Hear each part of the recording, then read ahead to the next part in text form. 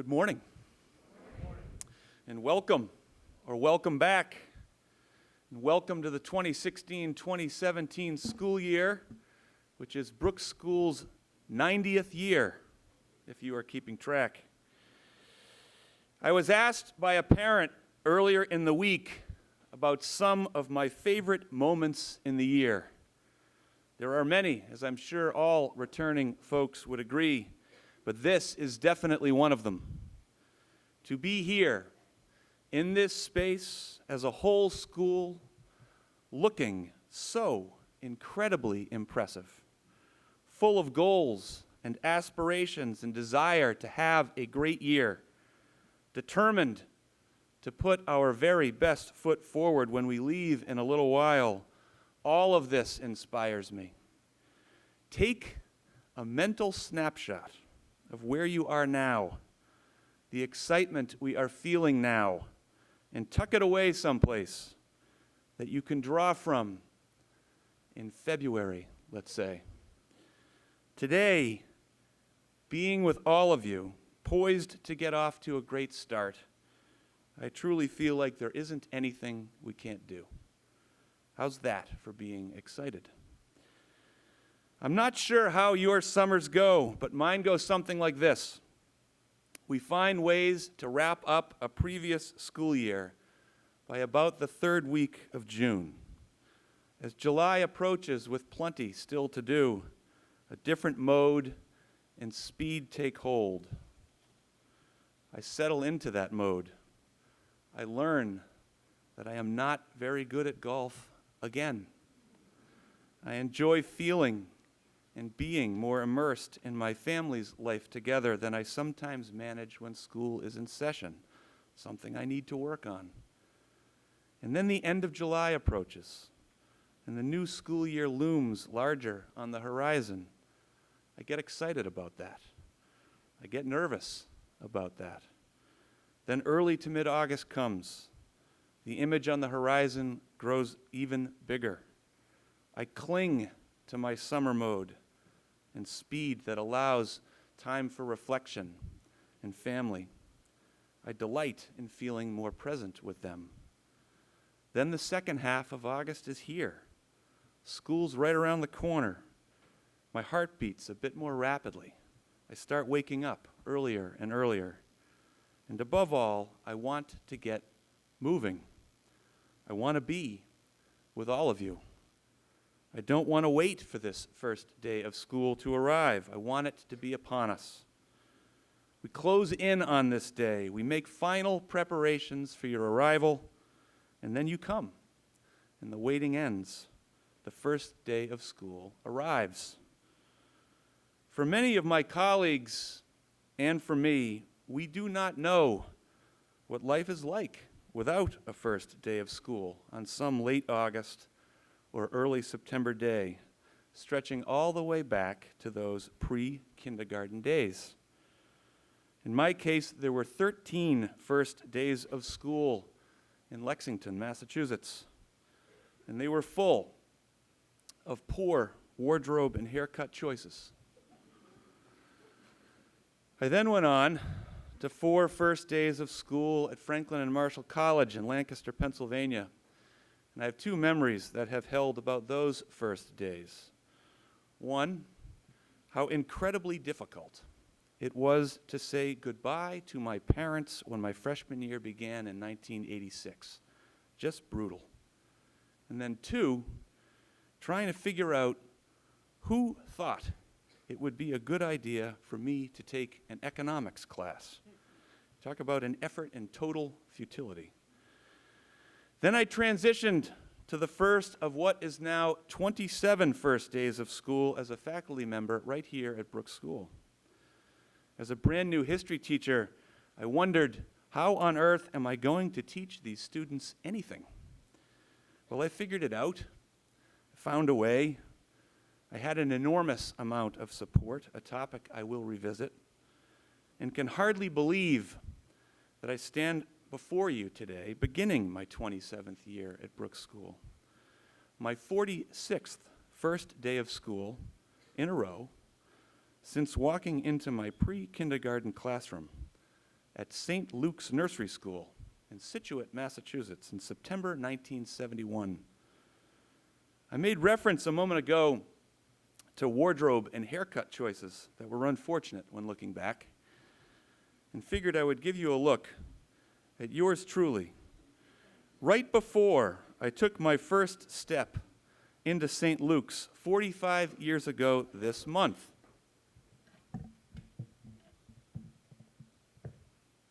The anticipation grows.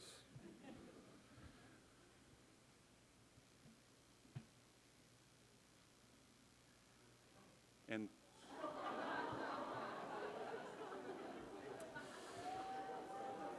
now, I would encourage you to note a few things. Starting with the hair. Take a look at that absolutely perfect bowl haircut. I think my mother actually used a bowl to get that done. There is no one in the chapel this morning, if you're worried, with a more unfortunate haircut than that one. No one. Number 2, please note the outfit I was wearing. If you are wondering, those are a series of colorful sailboats adorning that one-piece unit. It's all one piece. Probably made by my mother. Clearly, I was stylish from the beginning. Number 3, you should also note that I made sure to pull my socks up as far as they could possibly go. Not sure why, I have no idea. And then finally, if you catch the expression on my face, it is one of considerable concern. I was nervous.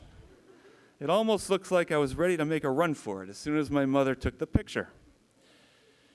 And it is this final point about that expression on my face that I want to say a bit more about. Because in spite of the incredible excitement and energy and sense of possibility we feel today, I think beginnings and starting anew can also leave us feeling anxious and nervous, wondering if it will go well, wondering what I was clearly wondering in September 1971, and have continued to wonder just about every first day of school I've experienced since then, including this one.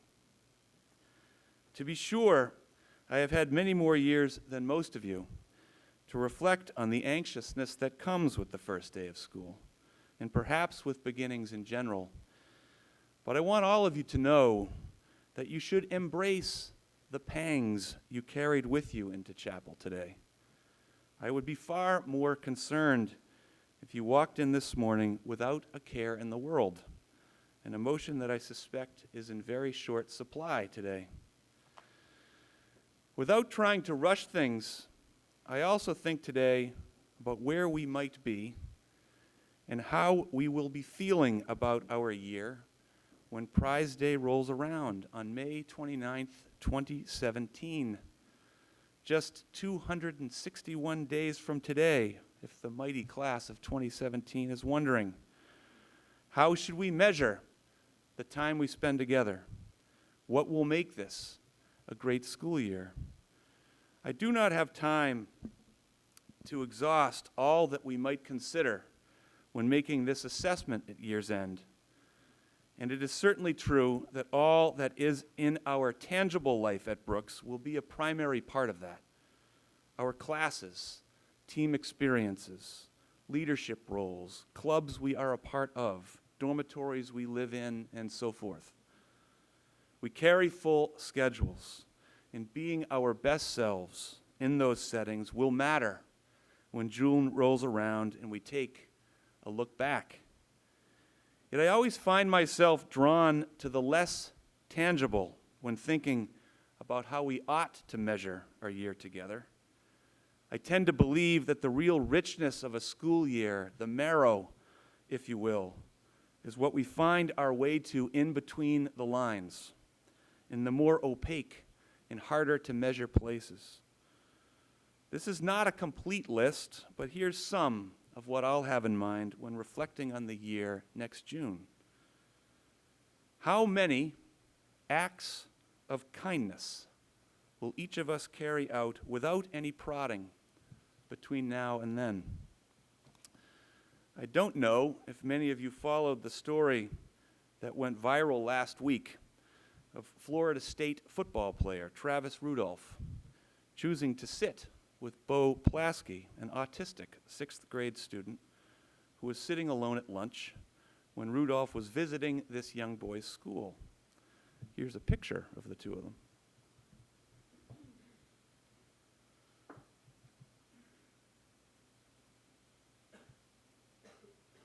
It's coming.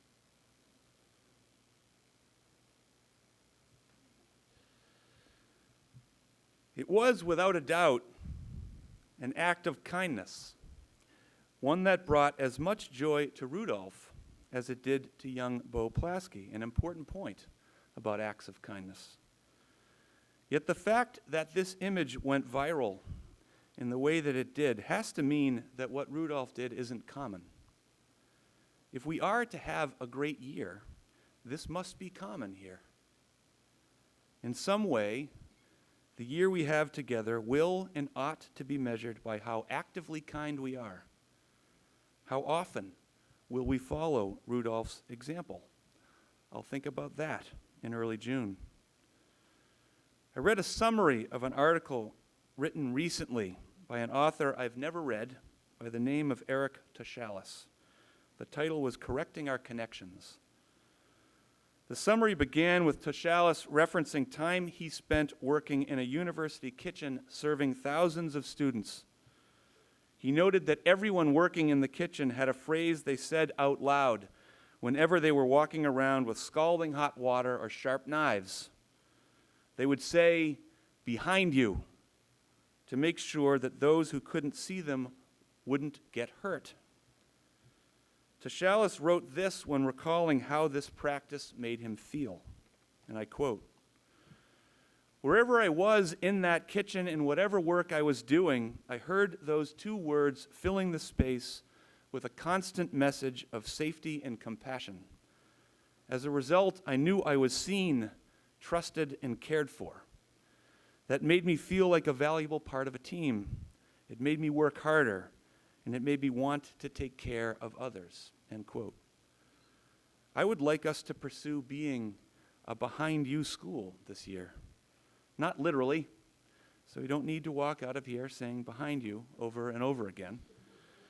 But what a feeling it would be if we all worked in the direction of ensuring that each of us felt there was a whole school's worth of people behind us, a whole school's worth of people pulling for us.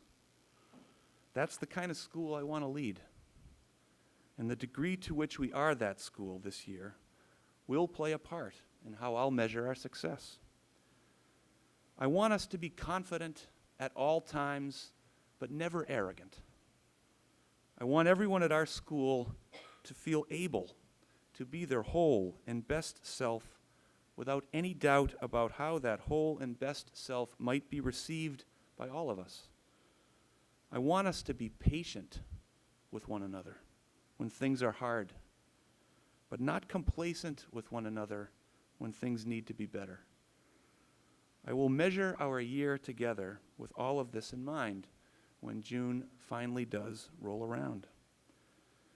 There has always been a First Chapel through the school's previous 89 years, with the vast majority of them in this very building, first opened in December 1930. I marvel at that when I think about it. The thousands of students who sat where you sit, wondered what you wonder, and began 89 different school years with hopes and goals and determination about the year in front of them. Brooks School was founded and grown and furthered by so many through the years with you in mind. It exists for you. You give it life and meaning and purpose this year, every one of you. So as we begin what might feel like a daunting year in some ways, know that all of the adults who are here today chose Brooks just like you. We chose you and are finally able to get moving in the direction of having a year to remember. I think we have the wind at our back. Let's go. Thank you.